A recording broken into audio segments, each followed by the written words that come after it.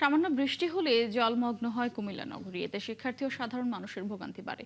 শহরের গুরুত্বপূর্ণ কান্দিখাল দখল হয়ে যাওয়ার কারণেই এই জলাবদ্ধতা, বলছে নগরবাসী।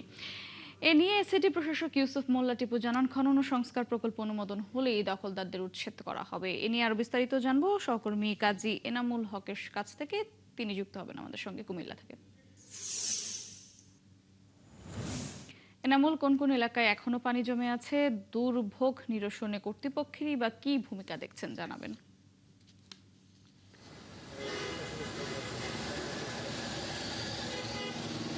মূলত হচ্ছে কুমিল্লার ভিক্টোরিয়া কলেজ ডিগ্রি কলেজের পাশ দিয়ে ছায়াবিতান, সেই সাথে চাঁদপুর এলাকা এবং ডিসি রোডের রেসকোর্স এলাকায় কিছু কিছু জায়গায় এখনো জলাবদ্ধতা রয়েছে। তবে ছায়াবিতান যে এলাকাটি, সেই এলাকায় পুরো বর্ষাব্যাপী কিন্তু জলাবদ্ধতা থাকে।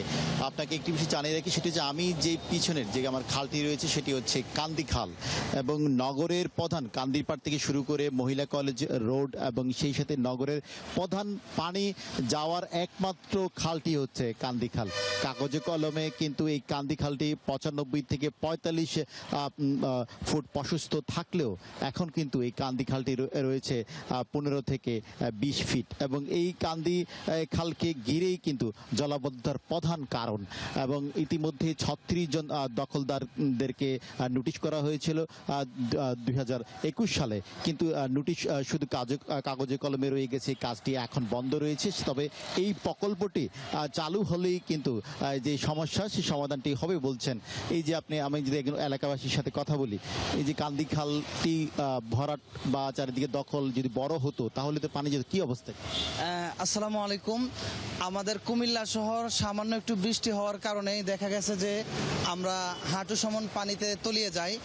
এই খালটি যদি পরিকল্পিতভাবে যদি এটাকে ড্রেজিং করে আরও যদি একটু প্রশস্ত করা যায়, তাহলে আমার মনে হয় কুমিল্লা শহরের যে জলাবদ্ধতা, যেটার দ্বারা প্রতি বছর শত শত কোটি টাকা কুমিল্লা ক্ষতিগ্রস্ত হয়, আমরা এই ক্ষতি থেকে রেহাই পাইতাম।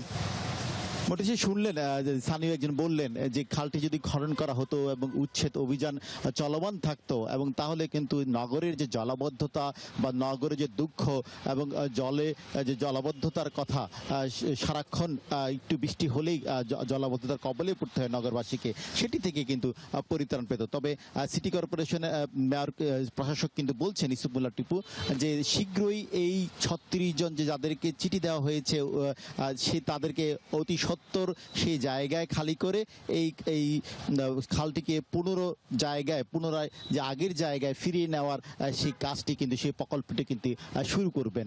তবে এই যে খালটি উচ্ছেদ অভিযান কবে হবে, এবং এই উচ্ছেদ অভিযান না হলে নগরবাসীদেরকে যে জলাবদ্ধতার ভোগান্তি, সেই ভোগান্তি কিন্তু থেকেই যাবে। তবে জলাবদ্ধতা যখনই হয়, তখন দেখা যায় যে 2 থেকে 3 ঘন্টা, 4 ঘন্টা, 5 ঘন্টা পর্যন্ত কিন্তু পানি সরতে সময় লাগে, সময় ক্ষেপণটি হয়। তার কারণ হচ্ছে 95 থেকে 45 ফিট প্রশস্ত থাকার কথা থাকলেও সেটি কিন্তু এখন দখলে ছেয়ে গেছে। 15 থেকে 20 ফিট কিন্তু দেখা যায় এই দখলের জায়গাটি ঘিরে রয়েছে।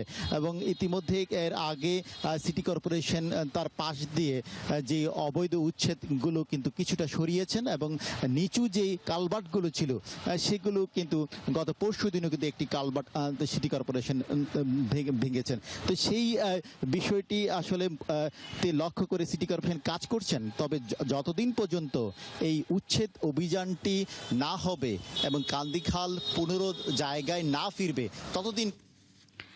ধন্যবাদ কাজী এনামুল হক আপনাকে। দর্শক, কুমিল্লা নগরীর জলাবদ্ধতা নিয়ে জানাচ্ছিলেন সহকর্মী কাজী এনামুল হক।